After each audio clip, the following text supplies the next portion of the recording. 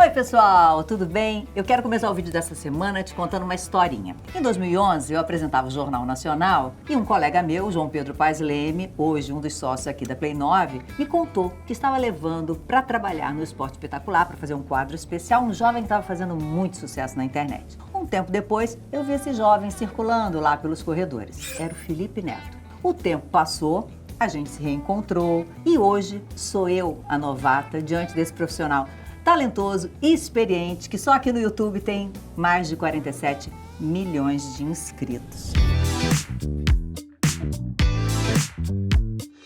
Ai, tô nervosa diante de alguém tão experiente para eu fazer o meu trabalho. Caramba, eu nem sabia que você tava na época sabendo das coisas, assim. Sabia, o João estava muito empolgado com aquela possibilidade de levar já alguém, já numa tentativa mesmo de levar um público jovem para assistir ao programa na TV. Ele sempre foi doido, né? O João sempre foi uma pessoa doida. Acho melhor a gente não falar disso. Ele pega um cara no YouTube que só falava palavrão na época e falava, vou botar você na Globo. E ele te pediu uma adaptação do quadro, Claro, que foi o seu claro. primeiro grande sucesso, para que você pudesse, né, chegar e tudo mais. E o tempo foi passando, né, Felipe? Mas eu queria, nessa oportunidade que eu tô tendo aqui, da gente não ter tempo, da gente poder conversar à vontade, começar do começo mesmo. Você chega na internet em 2010... com 22 anos. O que te levou a pensar em fazer vídeos? Quem era o Felipe recém-saído da adolescência? Era um pouco problemático, um pouco megalomaníaco e muito confuso. Mas eu tava num momento de muita solidão naquela época. Então eu tinha acabado de falir, eu tinha quebrado. Eu tinha ido morar sozinho, e aí morei sozinho por um ano e quebrei. E aí voltei pra casa da minha mãe, que é uma experiência terrível, você voltar. Morar com a minha mãe é maravilhoso, mas voltar é terrível, porque você consegue ser adulto e aí você volta a ser criança. Ah, isso é. E aí eu voltei pra casa da minha mãe, tava num período de muita solidão, de muita tristeza, e sempre fiz teatro. Então o meu desejo era, eu vou gravar alguma coisa pra mostrar pros meus amigos, vai que alguém assiste na internet, não sei. Só que ninguém fazia nada na época, né? Ninguém fazia vídeo. Era um matagal ainda, né? Era, não tinha assim, ninguém pensava em ganhar dinheiro, fazer contrato de patrocínio, não tinha nada disso. Então assim, eu comecei a gravar pra me divertir. Eu acho que isso também foi importante pra captar as pessoas pela questão do carisma, porque eu só queria me divertir. E eu acho que isso acabou transparecendo nos vídeos. E aí, por mais que eu falasse palavrão, fizesse um monte de piada pesada e tal, o pessoal percebia que eu tava criando ali um personagem, né? Que era o Não Faz Sentido. Mudou minha vida, né? Foi quando as pessoas começaram a assistir, começaram a mandar o link umas pras outras. É tão velho que eu viralizava no Orkut. Sim. O Orkut que já não existe há 260 anos. Né? Então, assim, era muito antigo. Tem 15 anos que isso aconteceu. Às vezes é difícil pensar que passou tão rápido. 15 anos da minha vida. E por outro lado, 15 anos, pensando num processo histórico, é nada. Para uma mudança tão brusca, né? Para uma mudança tão grande em termos do que se fez e se faz hoje em comunicação. E eu queria saber de você se foi difícil naquela época, porque hoje você pega uma criança desse tamanho, ela quer ser youtuber, né? Ela quer ser influenciadora. Naquela época, como foi para você falar ou convencer a sua mãe, que depois de ter falido, voltado para casa dela, que a sua profissão ia ser essa? No início, a minha mãe via, ela vê até hoje, mas assim, ela assistia os vídeos que eu fazia. E assim, toda vez que a gente começa alguma coisa, não é que a gente é apenas ruim. Assim, a gente é muito ruim, é normal, você precisa pegar traquejo, experiência, entender a dinâmica e tal, era muito ruim. E eu sentia que tinha uma relação um pouco de, tadinho do meu filho, né, tá passando um momento difícil, tá fazendo uns vídeos esquisitos, sabe, tá fazendo uns vídeos tão ruins, mas ela me apoiava ainda assim. O meu irmão não muito, o meu irmão nessa época ele chegou a pedir, pelo amor de Deus, para de gravar, você tá fazendo a família passar vergonha. Porque era muito ruim, Fátima, assim, no início era muito ruim. Aí eu fui melhorando, a gente vai evoluindo, né? A gente vai aprendendo a dinâmica. E aí, quando a coisa foi melhorando, eles passaram a me apoiar. Até meu irmão passou a me apoiar também. Falou, pô, não, agora tá maneiro. Dei risada do último vídeo e tudo mais. Mas eu não tinha a mínima ideia da onde aquilo ia. O que ia fazer aquilo fazer sucesso. Ninguém fazia ideia de nada. Era eu, o finado PC Siqueira, né? Infelizmente deixou a gente, mas foi o primeiro mesmo. Eu fui logo em seguida, 2 meses depois. E depois veio uma outra galera, que aí veio o Cauê Moura, veio a Kéfera, veio um pessoal que ficou super famoso. Já começava a ter referência, né? Você já começava a poder ter pra onde olhar e o que você gostaria de fazer igual ou diferente, mas já tinha o que ver. Que era o que eu, naquela época, não tinha. E era o que eu mais sentia falta. Porque Quando você começa uma profissão, você tem referência, você tem alguma coisa pra você estudar. Pô, eu vou seguir os passos dessa pessoa, vou aprender com essa pessoa, vou estudar essa pessoa.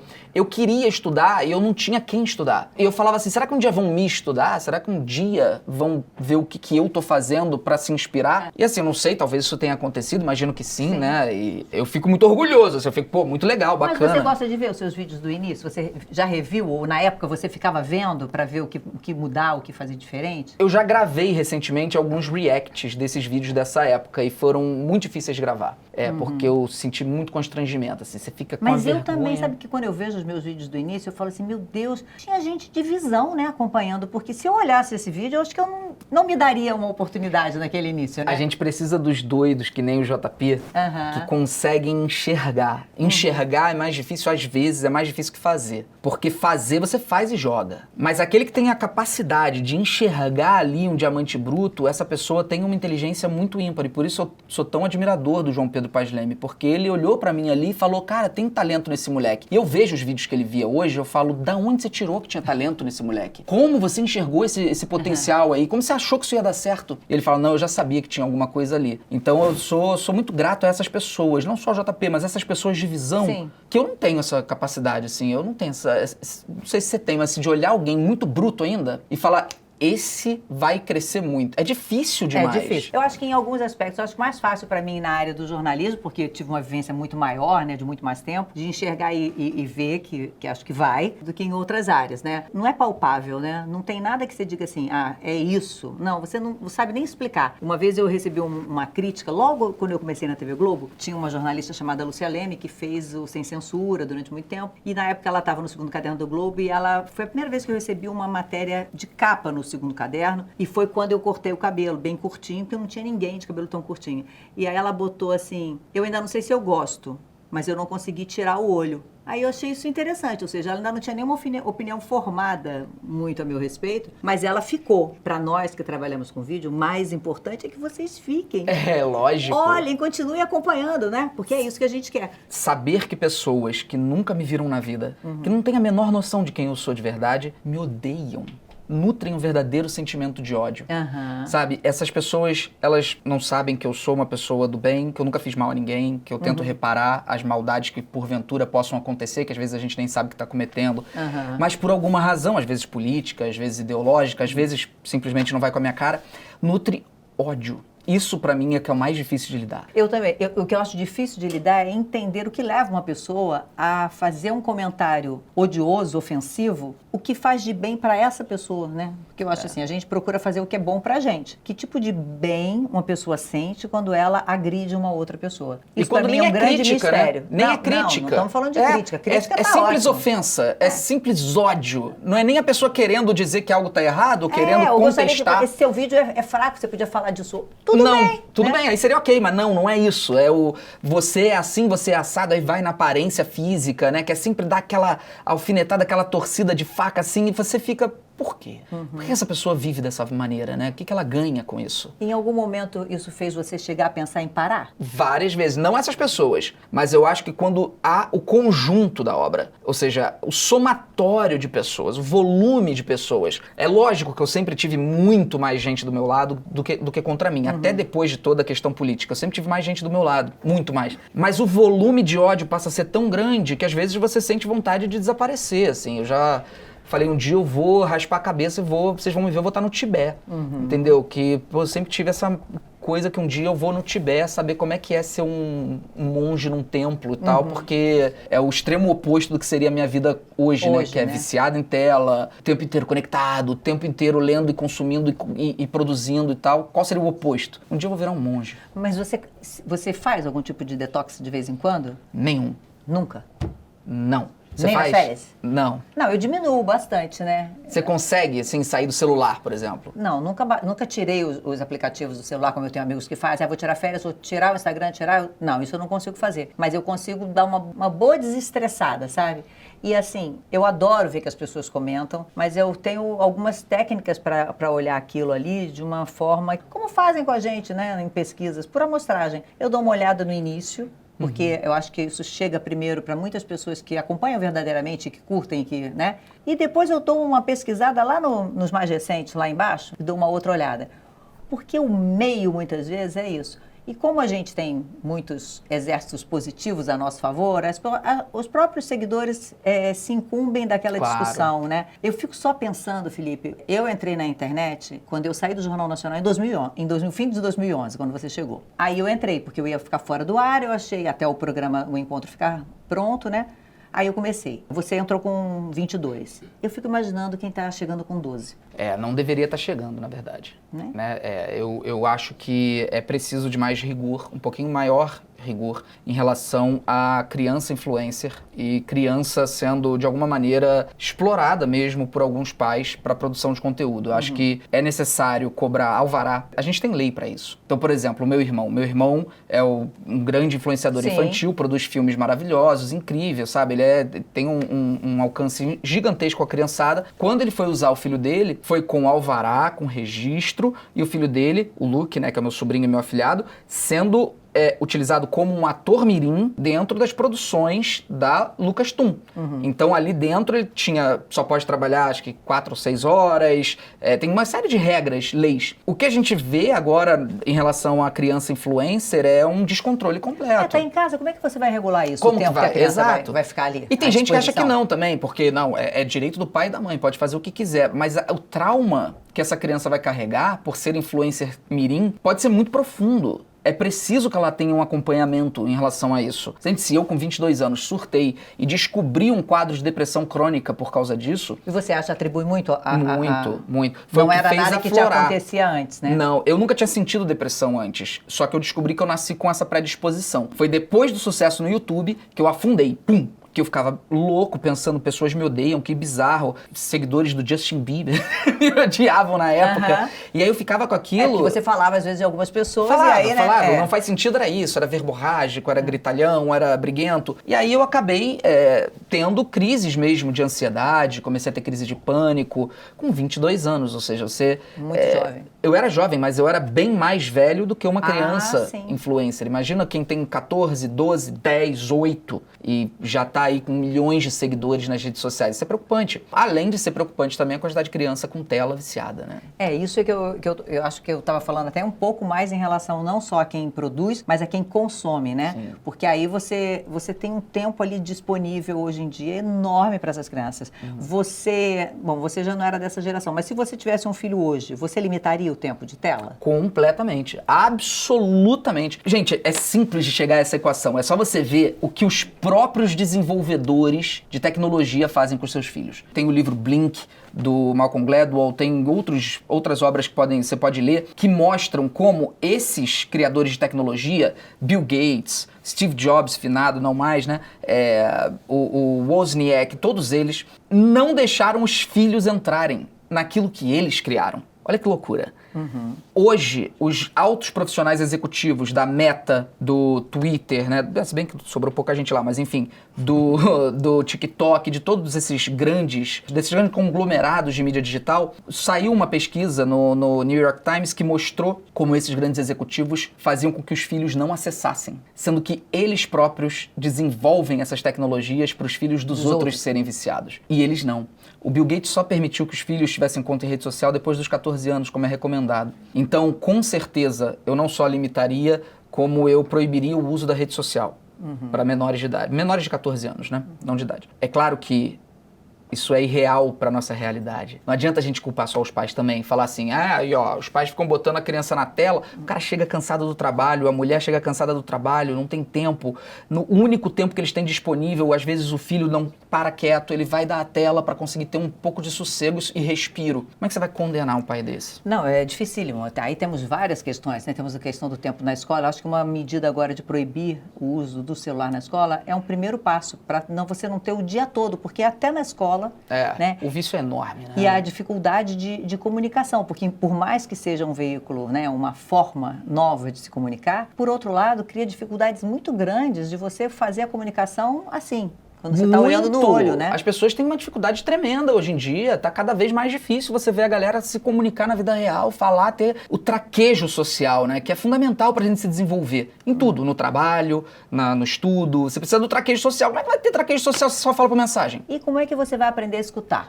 Sim, também. Porque, na verdade, com o texto escrito e com as redes, você bota ali o que você quer e você não precisa ouvir o que o outro tem para dizer, né? Por mais que as pessoas, às vezes, fiquem esbravejando com 800 mil comentários, você pode não ler. E cadê aquela habilidade de você conseguir ouvir o argumento do outro? Eu acho que a gente vai perdendo muito dessa habilidade mesmo, que é de estar ao lado de alguém e de conversar e de divergir. Sim, né? Que lógico. é muito difícil hoje em dia você divergir de qualquer um. É, porque hoje em dia parece que divergência virou sinônimo de inimizade, né? Ou se você não concorda comigo, você se torna meu inimigo. E isso é muito um pensamento que vem já dessa era digital.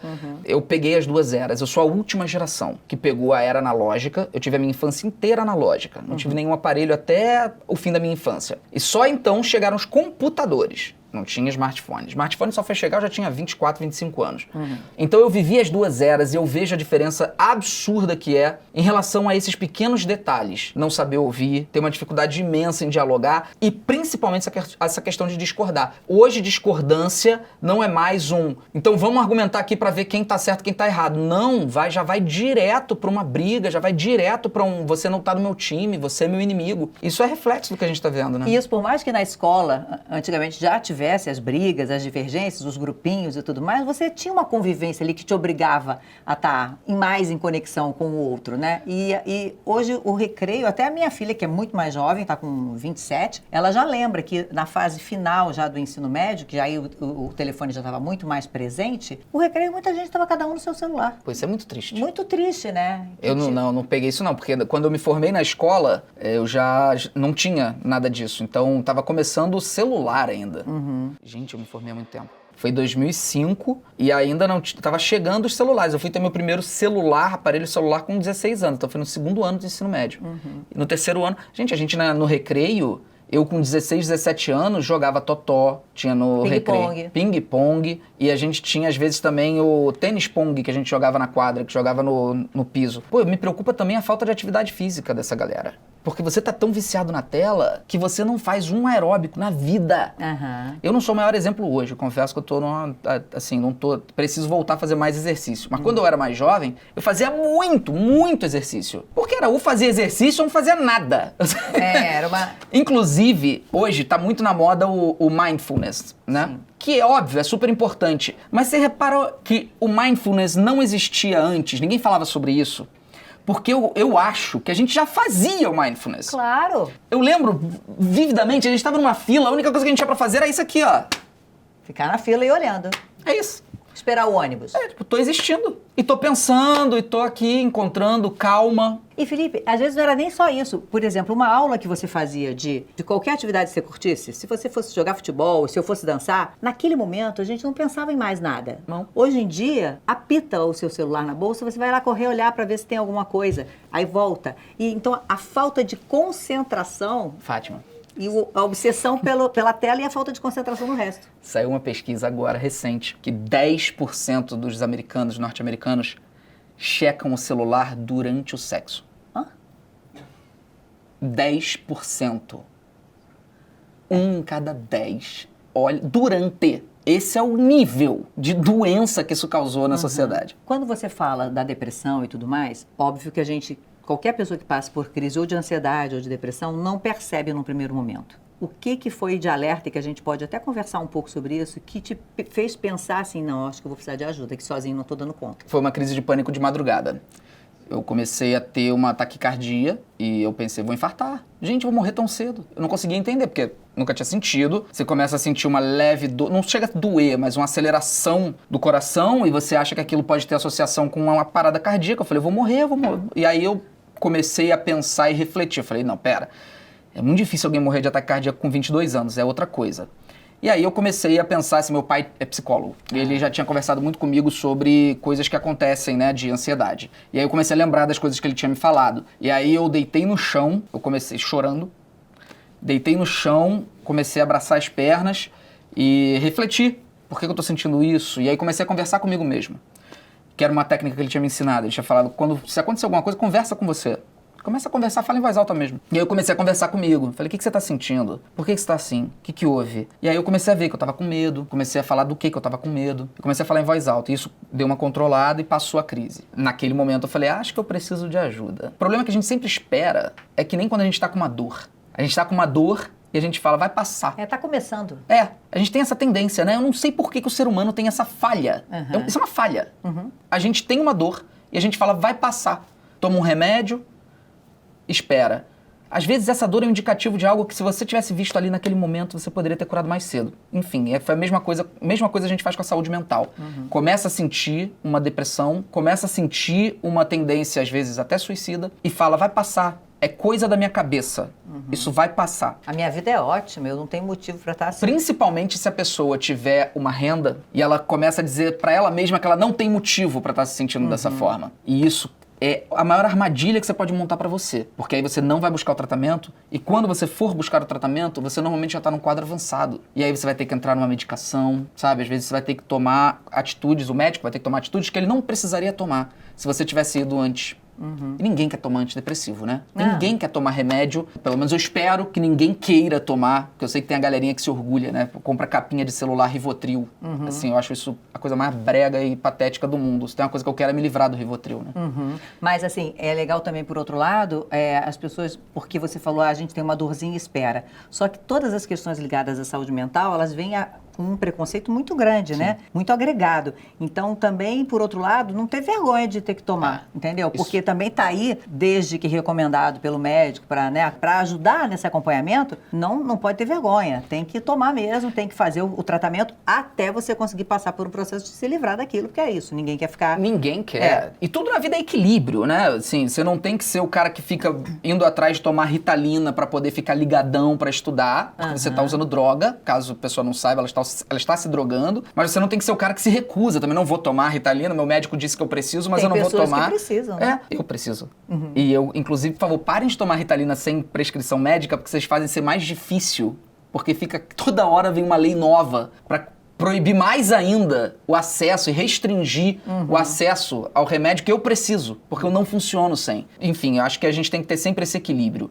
Eu já botei na minha cabeça uma vez que eu precisava me livrar dos remédios. E aí eu tentei de todas as formas me livrar dos remédios. Eu não consegui. E eu tenho que ter a humildade de chegar e falar, não, talvez eu precise tomar medicação. Talvez a vida que eu levo hoje, né, exija e vamos de mim em frente, e vamos em frente. Agora, quando você falou sobre isso, que tipo de retorno você teve das pessoas? Você acha que, de alguma maneira, isso impactou e ajudou outros jovens? Você teve um retorno em termos de comentário, de aproximação dessas pessoas? Muito, muito, muito, muito. Por isso que eu acho que todo influenciador, embora eu não goste muito dessa palavra, mas todo criador de conteúdo, vamos dizer assim, carrega consigo uma responsa. E essa responsa não pode ser simplesmente ignorada, como alguns gostam de fazer. Eu bato no peito essa responsabilidade e eu tento de alguma forma devolver para quem me acompanha um pouco de coisa construtiva. Uma delas é a questão de saúde mental. Eu comecei a falar abertamente sobre isso já desde 2011, 2012. Mas eu comecei a falar muito sobre isso a partir de 2016, 2017. O que eu percebi a partir daquele momento foi a quantidade gigantesca de jovens que começaram a enviar mensagens com ideamentos, não sei qual é a palavra certa, mas enfim, com ideias tanto suicidas quanto de automutilação. Eu comecei a receber milhares e milhares e milhares de relatos. Nossa, que agonia isso. É muito agoniante porque, infelizmente, a gente recebe, mas eu não tenho como agir para essas pessoas específicas. Né? Porque, até por uma questão jurídica mesmo, você não pode se envolver em determinados casos, você passa a ser um agente do que essa pessoa possa fazer, eventualmente. Então, muitas das vezes eu quero poder ajudar e eu não consigo, e aquilo me dava uma angústia. Então, o que eu fiz? Peguei um volume de cash mesmo, de dinheiro que eu tinha conseguido, eu falei, eu vou pegar esse dinheiro e eu vou abrir um instituto que trabalha a saúde mental de crianças e adolescentes. Para que essas crianças e adolescentes saibam que elas têm o total direito de sentir o que elas sentem e que elas podem e devem buscar ajuda. E aí eu fundei o Instituto Felipe Neto, que a gente inaugurou ano passado. A gente ficou 2 anos trabalhando assim, em completo silêncio, só testando. e a gente inaugurou o Espaço Vida, que a gente abriu na escola aqui no Rio de Janeiro, ali a escola na Gávea, desembargador Oscar Tenório, que trabalha a saúde mental dos alunos daquela escola, que recebe alunos, 99% dos alunos são da comunidade da Rocinha. O trabalho está sendo incrível, Fátima, assim, sabe, uma coisa sem palavras, eu choro vendo o depoimento dos alunos, eu fico emocionado direto, como esses jovens, essas crianças, esses adolescentes só precisam, muitas vezes, de alguém para ouvir, de alguém que sente com eles. Então a gente coloca dentro da escola profissionais, tanto psicólogos quanto tutores, para trabalharem com essas crianças. E o resultado está sendo fantástico. Então agora a gente quer expandir para o Brasil. Pois é, um efeito multiplicador. E que isso pode acontecer até como existe uma franquia social quase, né? Que você pudesse espalhar essa metodologia ou essa técnica que vocês acabaram apurando para outros lugares poderem... Essa é a ideia. Por isso que, assim, sentei essa semana com a diretora-geral do Todos pela Educação, me encontrei com o ministro da Educação, Camilo, me encontrei com o prefeito de Fortaleza, me encontrei com a secretária de Educação de Porto Alegre. Eu tô tentando ao máximo, que é mostrar para eles o que a gente fez, para que essas entidades públicas cheguem e falem assim, vamos colocar isso em mais escolas, né? Porque eu não tenho condição financeira também de fazer sem ter... Exato, não tem como. Então a gente precisa sim, a gente precisa de apoio financeiro tanto privado, quanto público, quanto de fundos que tem por aí, né? E a gente vai fazer tudo que for preciso para trazer esses fundos para fazer essa expansão nas escolas brasileiras. Bom, então eu acabei falando, mas não ouvi a sua opinião, mas imagino que seja a mesma minha, que é muito importante a não utilização desse celular durante as aulas, né? Lá na escola? Sim, mas o veto pelo veto, a proibição pela proibição, às vezes pode trazer consequências negativas.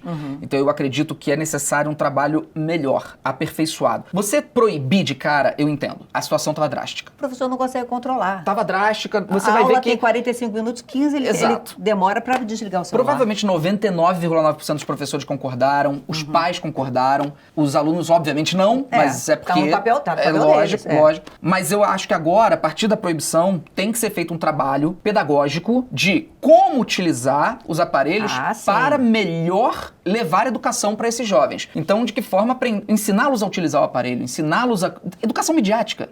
Como que eles vão utilizar esse aparelho da melhor forma? Eu acho que a gente tem que ter isso. Uma preparação até dos próprios professores, Sim, que nem hoje estão não muitas tem. vezes em condição de ensinar isso, não né? Não tem como, Hoje não tem como. Me diga uma coisa, você era bom aluno? Péssimo. Terrível, porque infelizmente eu tinha TDAH não diagnosticado, que eu só fui descobrir depois de formado.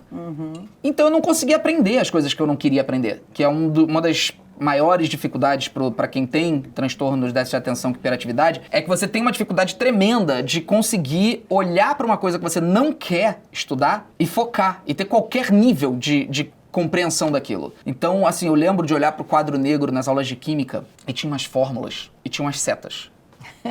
Isso é o que eu lembro, assim, no ensino médio, que era tentando ligar elementos. Eu acho que era ligando moléculas. Eu não tenho TDAH e também não entendia nada, né? Tudo bem.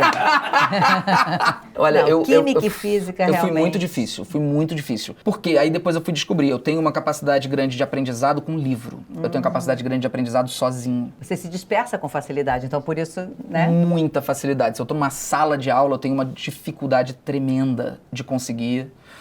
sabe, respirar agora e prestar atenção. Ainda mais porque na época nem medicado eu tava. Então era impossível. Os professores tinham um problema comigo muito grande, porque eu não conseguia. E quantas crianças estão hoje nessa situação, né? Muitas! Cheias de talentos e de possibilidades, mas sem conseguir aprender. Isso é muito, muito desesperador, você imaginar que tem muitos talentos que podem estar nesse momento desperdiçados. E essas crianças vão ser chamadas do que eu era chamado. Vagabundo, preguiçoso, nunca vai conseguir nada na vida.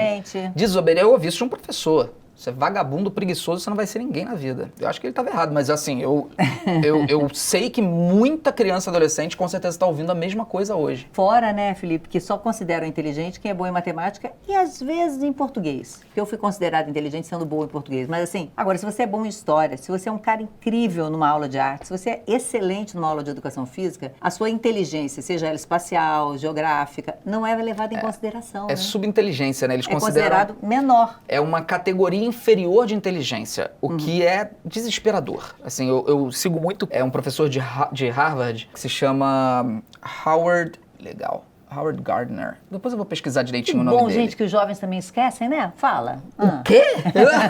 Minha memória, meu Deus. Eu fiz exame pra saber se eu tinha tendência a ter Alzheimer. Por causa da minha memória. Eu juro, eu falei, não é possível. Eu falei pro médico, não é possível. Eu tô esquecendo coisas que aconteceram ontem. Ontem! E tipo assim, não é que eu esqueci uma palavra, ou esqueci o que eu comi. Não, eu esqueci um acontecimento. Que apagou da minha memória. Aí descobri que não, é só estresse mesmo. Aí, enfim, como eu ia dizendo, tem um mapeamento de inteligências múltiplas. E esse mapeamento diz que a gente tem 8, ele avançou agora para 9 inteligências mapeadas no cérebro. E ele fala, nenhuma é mais importante que outra. Que a outra, exatamente. E dentro dessas inteligências você tem inteligência musical, físico-espacial, você tem vários níveis de inteligência diferentes que devem ser valorizados. Mas o que a gente dá valor? Teste de QI. Não quer dizer nada. Nada. Se o seu QI é alto, não quer dizer nada. Inclusive, vale ressaltar, a mulher com maior QI da humanidade hoje viva, ela tem um QI recorde, uma coisa absurda, muito maior que o do Einstein. Ela é uma colunista de uma revista onde ela escreve sobre pessoas que têm alto QI, como elas lidam com isso. Ou seja, ela não é a cientista, a presidente, o que significa que o fato de você ter um QI alto... Não significa uma garantia de sucesso, nem nada. Não nem tem nada a mais, ver. né? A gente falou de ler, você falou assim, eu aprendo sozinho e eu gosto de ler. Livro físico ou no Kindle? Onde não você consigo lê? Kindle de jeito nenhum. Nem eu sou viagem? muito velho, não consigo, Fátima. Então você vai levar 2, 3 livros se tiver que levar na mala? Eu levo 2, 3 livros sempre comigo, não importa a viagem, porque eu não consigo. Preciso do papel, preciso da página, preciso da sensação de virar a página como se fosse um jogo, sabe? Tipo, quantas páginas eu li hoje, preciso ler. Eu gosto disso também, mas eu quando viajo levo o Kindle. Mas você conseguiu se adaptar? Consegui porque, assim, pra não ter dificuldade de ler, e você às vezes está dormindo com alguém, você não quer deixar a luz acesa. Isso. E o Kindle te permite ler com a luz noturna, né? E é uma luz que não é azul. Então, não tira o seu sono.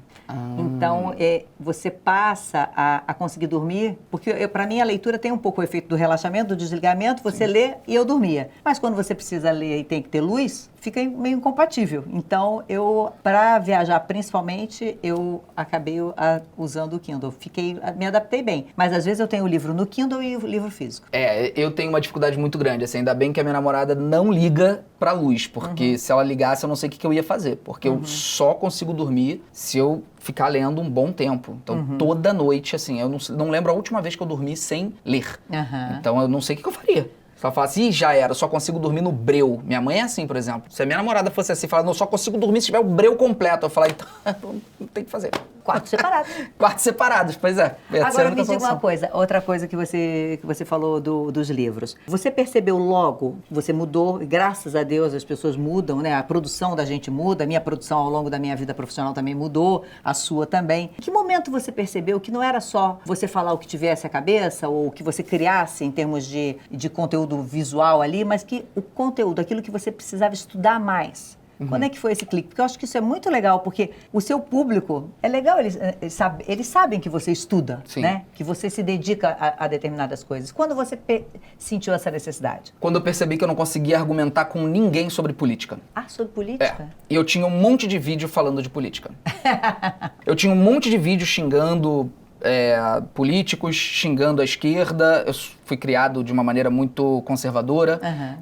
Fui muito bem criado, mas eu tive influências muito conservadoras na minha infância. E eu cresci com um antipetismo muito grande, na verdade uma anti-esquerda muito grande dentro de mim. Quando comecei a gravar vídeos, aquilo era uma certeza tão absoluta na minha vida que nunca passou pela minha cabeça. A certeza dos jovens, né? Nunca passou pela minha cabeça que algum dia eu pudesse me tornar uma pessoa de esquerda, de centro-esquerda. Eu ia lá e eu falava, e eu xingava, e eu gritava. E eu pegava dados rasos sobre, sabe, informações que viralizavam e usava aquilo como argumento. E quando eu percebi que eu recebia questionamentos de pessoas de esquerda que eu não tinha a mínima condição de responder, não sabia nem como começar a responder, eu falei, eu vou estudar para mostrar para essas pessoas a resposta. E eu vou acabar com elas. E eu virei elas. É o que acontece quando você estuda normalmente, dentro da política. Então, quando eu comecei a fazer isso, eu falei, e se eu começar a fazer isso sobre tudo? Então, não só sobre política, mas se eu quero falar sobre algum assunto específico, ler algo sobre antes. E eu comecei a levar isso pra vida. E aí foi quando eu comecei a virar meio que esse tudólogo do Twitter, sabe? Que é aquele cara que quer falar sobre todos os assuntos. Mas isso é um mal geral das redes sociais, né? Mas essa fase passou também pra mim. Pra você, eu tô vendo que você falou agora, que agora você não quer nem muito falar sobre 2025 não, mas é porque assim, teve um período... Vai dar uma pausa. Teve um período... Porque, Fátima, tudo nessa vida tudo você tem que fazer de maneira equilibrada. Até estudar. Se você estuda de maneira desequilibrada, como foi o meu caso, eu comecei a ficar compulsivo, você começa também a ir pro outro espectro, que é o espectro do achar que tem toda a razão. O tempo todo. Todo mundo é burro, todo mundo não sabe nada. E aí eu começava a botar isso no Twitter. Hoje, vendo esses tweets, eu falo, cara, que boçal. Eu já sabia várias coisas, já tinha entendido questão de classe, questão... E eu continuava sendo um boçal, porque eu continuava falando do jeito errado. Então eu precisei também aprender a ter essa humildade. E óbvio, é um trabalho diário, a gente sempre tenta o máximo buscar isso, né? Pra conseguir não ficar parecendo um tudólogo. Que é difícil, você quer se meter em tudo, você quer falar sobre tudo, você quer ter opinião sobre tudo. E aí hoje em dia não. Hoje em dia, não precisa, né? Não precisa. Você não precisa se cobrar isso o tempo todo. Não 2025, precisa. então você espera o quê de 2025? 2025 foi um ano que eu decidi que eu iria voltar pro que eu amo fazer. E o que eu amo fazer não é falar de política. Falar de política foi uma necessidade que eu entendi ser uma necessidade num ambiente muito difícil que a gente viveu. E eu sinto que eu fiz tudo que eu podia fazer. Não dava pra fazer nada além do que eu fiz. Eu perdi muita coisa por causa disso. Eu perdi contratos publicitários, eu perdi muito dinheiro. Aliás, é engraçado, porque eles me acusam de ter feito isso por dinheiro. Mas tudo que eu mais perdi foi dinheiro. Eu perdi popularidade, é óbvio, porque passou a ter bastante gente me odiando. Então eu fui perdendo várias coisas por causa disso. E tudo bem, foi o preço que eu paguei pra poder agir da maneira que eu considero correta. Só que chega um momento em que, se eu continuo, então eu já tô admitindo pra mim mesmo que eu tô seguindo a vida política. E não é a vida que eu quero. A partir daí, talvez um cargo, Pois é. né? E eu não vou ser político, eu não tenho essa pretensão. Então, como eu não tenho essa pretensão política, eu decidi, não, tá na hora de eu focar no meu canal. E a única coisa que eu anunciei foi isso. Eu vou voltar a focar no meu canal. Ouvi você recentemente falando exatamente algo com que eu compartilho, que se a gente começa a ter um país que lê mais, a gente consegue ter pessoas com maior senso crítico, com maior conhecimento de posições diferentes, né? Eu lembro que eu só tive, na minha vida de estudante, só tive uma reprovação. E foi uma reprovação por conta de uma prova que eu fiz baseada num livro que eu tinha lido, que o professor mandou, que eu não questionei o pensamento. Eu fazia faculdade de comunicação, embora fizesse ainda no processo da ditadura, eu não questionei aquelas informações. Eu li o livro mais de uma vez, eu sublinhei, sabe? E vindo de um ensino médio, né, muito fechado, em que você não precisava questionar, eu fui assim para o primeiro período da faculdade, levei logo uma cipuada, tirei uma única prova, né, não era aquela coisa de prova bimestral, uma única prova, tirei 2, sem errar as questões, mas sem refletir sobre elas, né? Então ali, para segundo semestre, quando eu refiz aquela matéria, eu li o livro que ele mandou e fui procurar um outro livro que falasse de um jeito diferente. Então a gente vê a importância de você realmente estar constantemente em contato com visões diferentes de um mesmo ponto de vista, né? Uma mesma situação, de um mesmo argumento. Sim, diferentes, né? Pontos, óbvio. Diferentes, porque... E eu fui trabalhar com isso. O jornalismo é exatamente isso, né? Você tem que ter diversos pontos de vista, né? Sem ali, dúvida. Retratados. Não existe uma verdade única, assim, tão absoluta. Mas aí é que mora o segredo da coisa, que é... Como é que você manipula alguém para ela permanecer ignorante e achar que é inteligente? Ou, no caso, informada, né? Porque não tem a ver com inteligência, tem a ver com ela se achar informada. Ou seja, ela acha que ela tem aptidão, ela acha que ela tem condição de falar sobre aquele assunto. Você dá para ela apenas aquilo que suporte sua visão de mundo. Então você não incentiva que essa pessoa leia. Você incentiva que essa pessoa leia este livro. Então é isso que você vai encontrar em algumas organizações religiosas. Não estou generalizando nem dizendo que é sobre religião, algumas instituições religiosas, é isso que você vai encontrar em algumas instituições políticas. Você vai ver pessoas, líderes, que vão incentivar ao máximo que você só compre, só leia, só consuma aquilo que ele está dizendo que você tem que consumir. Porque isso se chama viés de confirmação. E aí você vai ter essa pessoa controlada ao mesmo tempo em que ela acha que está se informando, mas ela só está recebendo mais conteúdo daquilo que aquele guru diz. Exatamente. E aí, como ela recebe, ela acha que todo mundo pensa como ela. É lógico. E aí ela se sente confortável, né? É lógico. Porque é muito bom você achar que você está entendendo do que está se passando e como é que é o mundo, porque você fica super confortável, você não tem o desconforto da discórdia. Exatamente. Né? Mas é por isso que eu digo que, assim, para você ser de fato uma pessoa informada no debate, você precisa, assim, ler sobre tudo. Inclusive, quando você já desenvolve um senso crítico, você lê um um Olavo de Carvalho, assim, um negócio que você vai ler e obviamente você vai achar que tá tudo errado ali. Mas se você não tem essa percepção do que essa outra pessoa tá lendo, é difícil você se colocar na posição dela. Então é óbvio que eu nunca vou recomendar que alguém leia este livro, né? Mas eu vou, de alguma forma, dizer, procure a visão dessas pessoas, da literatura de extrema-direita. Por quê? Porque você vai, se você já tiver lido o suficiente, você vai encontrar coisas tão absurdas que vão te ajudar na hora de debater com elas, na hora de dialogar. E acho que nem é só na questão política, viu, Felipe? Não. Em qualquer questão. Até se você quer ser um bom chefe de cozinha e você não gosta de uma cozinha mais moderna, que tem espumas e não sei o que lá, mas é legal você saber como é que isso é feito, como é que Claro. até para você fazer o seu feijão com arroz bem feito. Até arte. Às Qualquer vezes coisa. Tem gente que fala assim, esses quadros aí contemporâneos, tem um monte de quadrado. Até meu filho fazia melhor. Meu filho faz isso aí. É. Você fala, você já leu alguma coisa sobre isso? Porque eu não li. Então assim, eu não entendo de arte contemporânea. Então eu não me sinto qualificado para chegar e falar isso é horrível. Eu posso até falar, eu não gosto, eu não teria na minha casa. Porque a arte é isso. Beleza, você pode gostar não ou tem não. nenhum problema. Pronto. Agora, essa galera do... Isso não é arte. O que é isso? Me explica. E mesmo em relação à literatura, né? Tem autores que são em termos de, esse é ótimo, esse não é. Depende. Depende do que você gosta, né? Do que você se sente bem lendo. E a liberdade de escolha vai fazer com que você cada vez mais tenha vontade de conhecer coisas diferentes. Sim. O que fez você criar um clube do livro? O fato de que eu queria que mais gente lesse ficção. Porque eu sinto que o brasileiro... Eu sinto não, isso é um fato. O brasileiro, infelizmente, lê pouco, perto do potencial que teria. A última estatística que a gente tem é muito alarmante. Menos da metade dos brasileiros compraram um livro entre 2022 e 2023. Menos da metade da população brasileira comprar um único livro em um ano. A gente tem uma situação onde a leitura de ficção é ainda mais rara. Porque quando você vai ver, comprou, beleza, 48% comprou livro no Brasil. Aí você vai ver, a esmagadora maioria foi livro, assim, eu não tenho nada contra, mas é livro religioso ou um livro de não ficção baseado num ícone ou político ou religioso. Então, assim, não é criticando isso, mas é o fato de que quando você tira esses livros do recorte... Ainda é muito menos, né? muito pouca leitura de ficção no Brasil. Até de não ficção biográfica ou outras coisas é muito pouca. Então eu pensei, bom, de alguma forma, se eu puder levar mais livros para as pessoas, é algo que eu quero muito, porque livro transformou minha vida. Então eu comecei o clube por causa disso. Eu tenho muito orgulho do... A galera que te segue, seus seguidores, entenderam isso? Porque ao mesmo tempo que você é um cara super conectado, você recomenda o livro físico, a virada de página e tal. Como é que é essa dualidade? Ele tem muita gente que compra o digital, assim, no clube a gente não... Mas assim, entende essa importância da leitura? Você sente que você está conseguindo comunicar isso? Sim, isso inclusive vai na contramão do que mais me dá lucro. Porque o que mais me dá lucro é a pessoa viciada.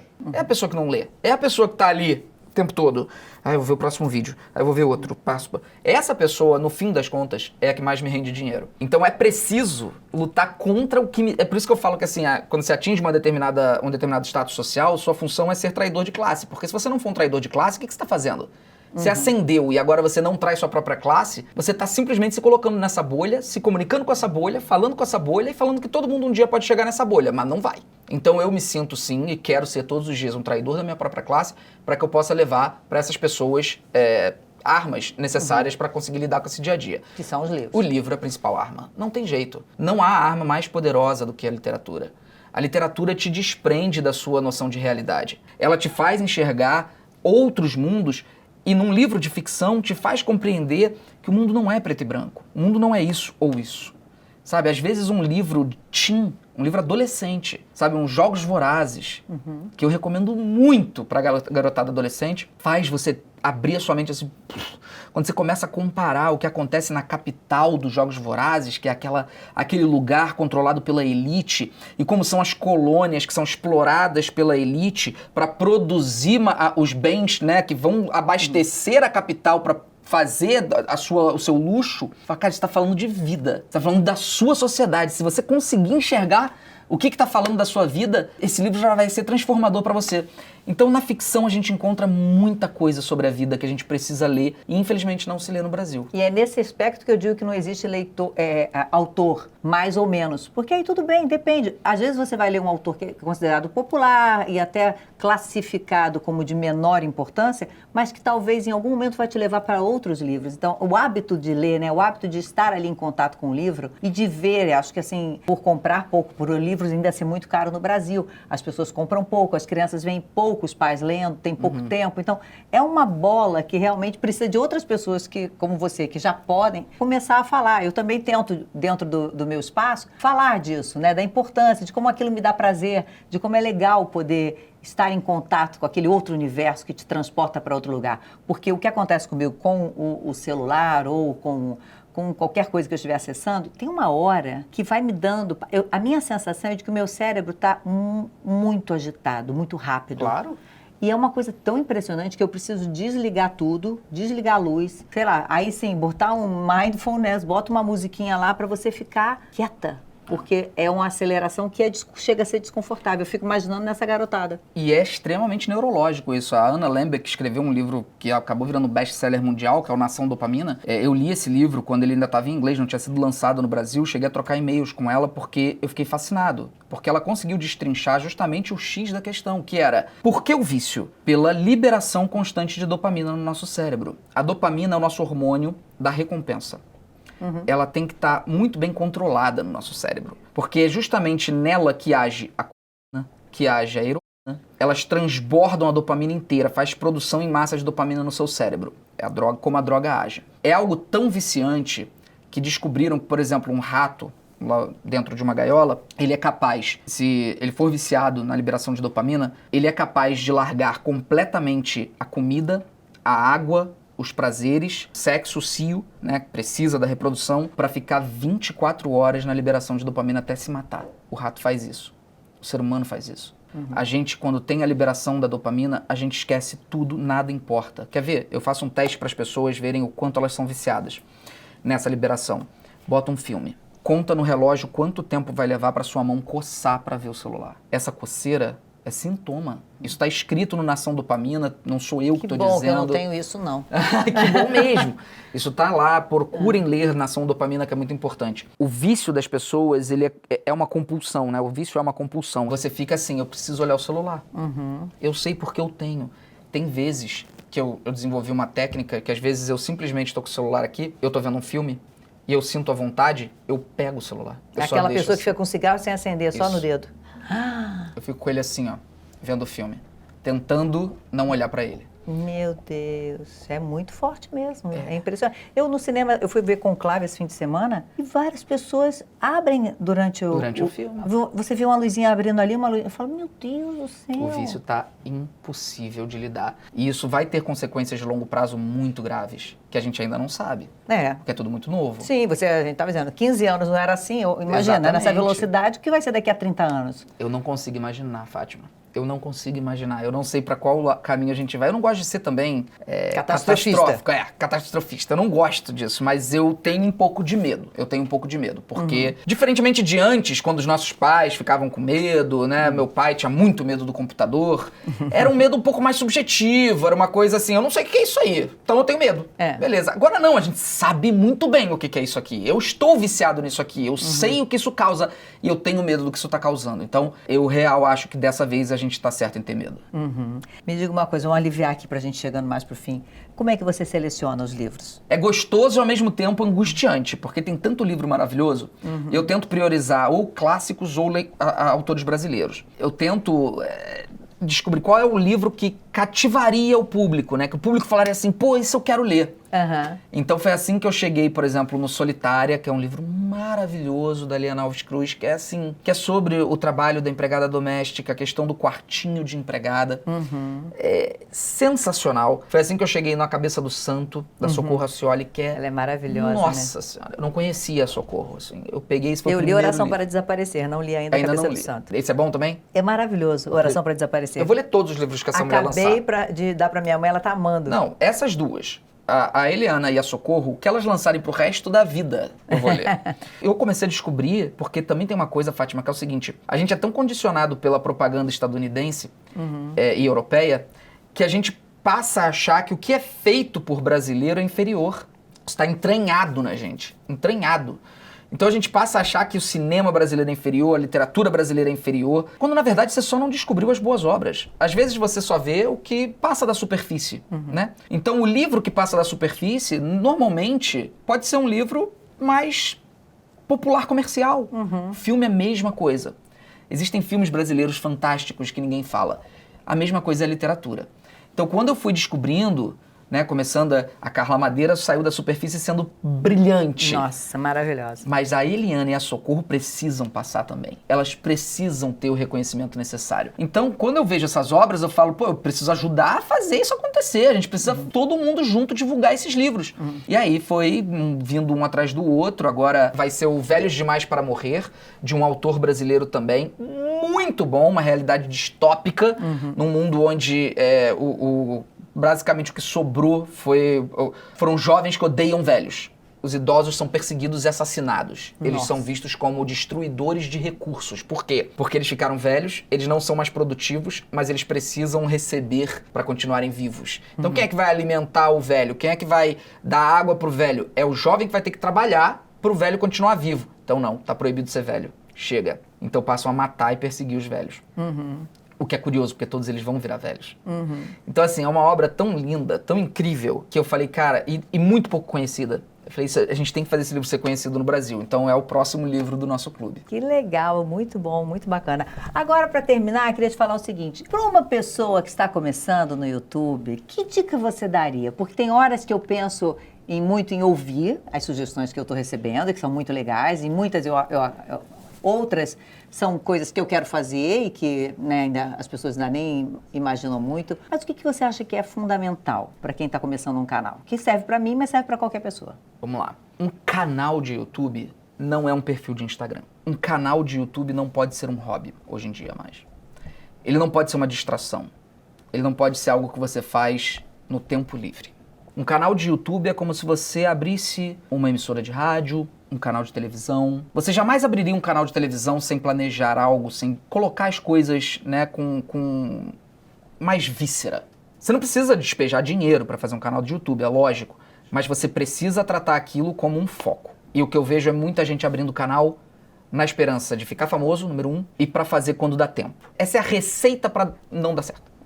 Por quê? Porque, primeiro, não vai dar certo de cara. O Brino, eu gosto de usar o Brino como um exemplo. Eu ouvi falar do Brino, hoje está fazendo muito sucesso no YouTube. Eu ouvi falar sobre ele tem mais ou menos uns 6 anos. 6 ou 7 anos. E ele fazia conteúdo no Twitter, Facebook. E eu fui ver o Brino explodir de fazer sucesso ano passado. Ele ficou aí 5, 6 anos produzindo conteúdo. Construindo. Porque era o que ele gostava de fazer e fazia com afinco e era o foco. Ele foi a obter sucesso como consequência disso. Então, abrir um canal no YouTube, passe a tratar isso como trabalho. Se você não tem condição de tratar isso como trabalho, saiba que vai ser mais difícil. Bem mais difícil. Então, essa é a minha receita para as pessoas. É trabalhar muito mesmo para fazer o canal crescer, não ficar esperando o resultado de curto prazo, principalmente porque hoje a gente vive o fenômeno do vídeo curto. Então, hoje está ainda mais difícil fazer sucesso no YouTube. Se você quiser fazer sucesso rápido, faz vídeo curto. De repente você explode você vai ter um vídeo lá com 150 milhões de visualizações, os outros com 1.500, mas você vai ter um que você vai poder dizer, tem 150 milhões de visualizações no YouTube. Vai te render pelo menos aí uns $3. Porque é isso, vídeo curto, né? Não dá dinheiro, não dá real engajamento, não gera uma comunidade de fãs, mas cria a ilusão de que você deu certo. Então, foca em produzir, foca em trabalhar, foca em aprender, foca em ouvir. E aí, a partir daí, você pode construir, de repente, um legado dentro da plataforma. Bom, gente, estou mais ou menos no caminho certo, que é um trabalho que eu encaro assim, não faço só quando está no tempo livre, então tá começando a melhorar. Tô começando a ficar mais animada, hein, gente? Tô começando a ficar mais animada. Felipe, eu gostei muito dessa nossa conversa. Espero que você também tenha curtido, que a gente falou de muita coisa que a gente espera tocar as pessoas, né? Com certeza. E você tá convidadíssima para ir no meu canal também, pra gente fazer o quadro Sem Perder a Amizade. Sem perder a amizade? Sempre. Fechado? Fechado. Gente, eu espero que vocês tenham gostado. Vai lá, curte, compartilha, ativa o sininho das notificações, se inscreve no canal, que era algo que eu não fazia e hoje em dia eu faço. Quando eu vejo alguma coisa, eu vou lá e me inscrevo no canal. Eu consultava muito o YouTube e nunca me inscrevia. Então não deixa de se inscrever não, tá bom? E semana que vem a gente tem mais vídeo novo toda quinta ao meio-dia. Beijo pra você.